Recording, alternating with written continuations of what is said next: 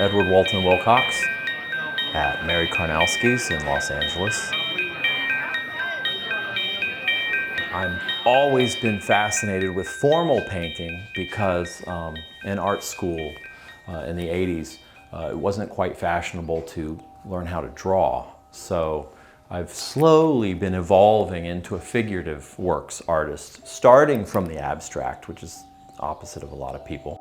I started out as a process painter, so I'm slowly evolving into the more figurative storytelling. But I still use implementation from when I was experimenting with reductive painting, I call it. I mean, I basically go back into a finished composition and then reduce it with thinners and various destructive nature. I wanted to do a field of poppies, so I splashed the painting with various thinners in these areas, and it does create a certain depth to the work. It creates foreground perspective, and that's just a technique that is sort of a overlay of my deconstructive, formal training. But this piece in particular uses those aspects as well.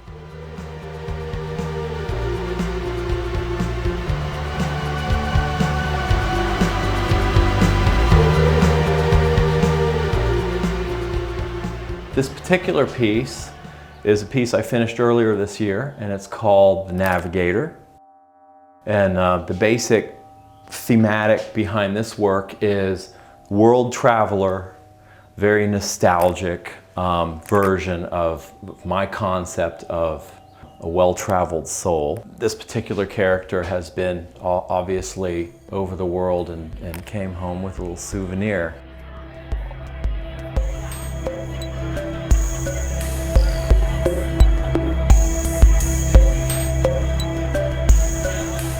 This piece I call The Kid at the Edge of the Abyss. And it started out as a little pastoral piece of a lamb. I have friends joke with me a lot about, when are you gonna paint like butterflies and flowers? Because my stuff tends to be a little dark. And I said, okay, so one day I set out to draw a lamb. Well, my lamb, as I was painting it, slowly evolved into a goat, a baby goat, which we all know has, heavy satanic symbology.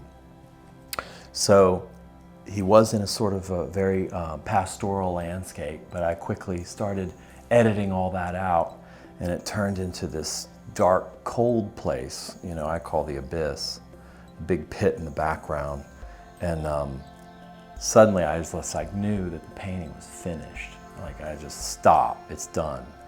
And the next morning, my youngest daughter, woke up and told me that this painting actually gave her nightmares that night.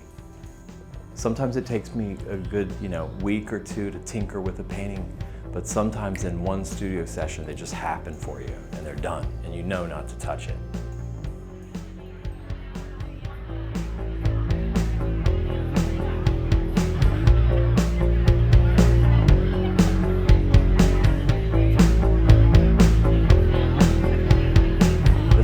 Small portion of the gun carriage. Down at the other garage, I have constructed a vehicle for this to rest on. What it's basically going to be is a processional casket. I call it a parade casket, which it's on a carriage, and the carriage is fashioned after a cannon carriage, a gun carriage. Casket's going to be cantilevered up, and it's going to be lit from the inside, so it'll have this kind of nice amber, eerie glow like present in a lot of my paintings. And we're going to have some life-size trees in there. We're going to try to create one of the atmospheres of my paintings in this room.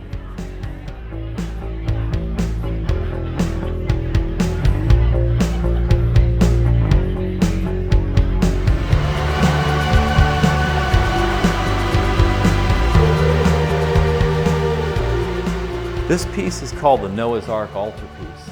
They're assemblages in my mind. They basically grow like a tree in my head. I start with a plinth. There's no drawings, so they're sort of like, if you can say a la prima for wood carving.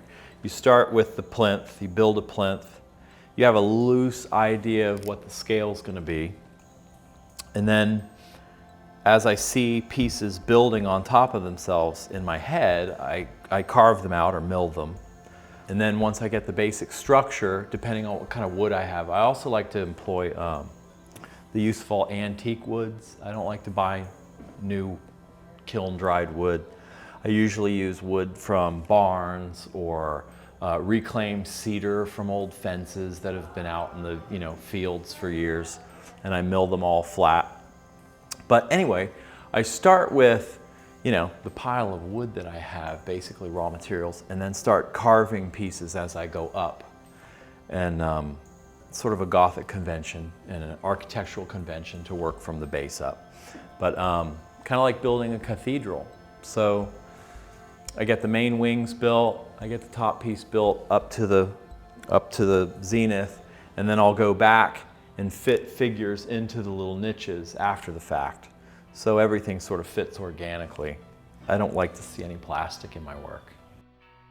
I've always been fascinated with the sort of high drama in a very banal environment.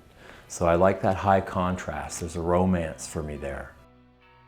That's what this show is basically sort of engaging, this romance period in my work. I'm sort of evolving from a deconstructivist into a formal painter. And some of the explorations are really kind of funny and awkward and left-footed. So it's exciting for me to watch the evolution.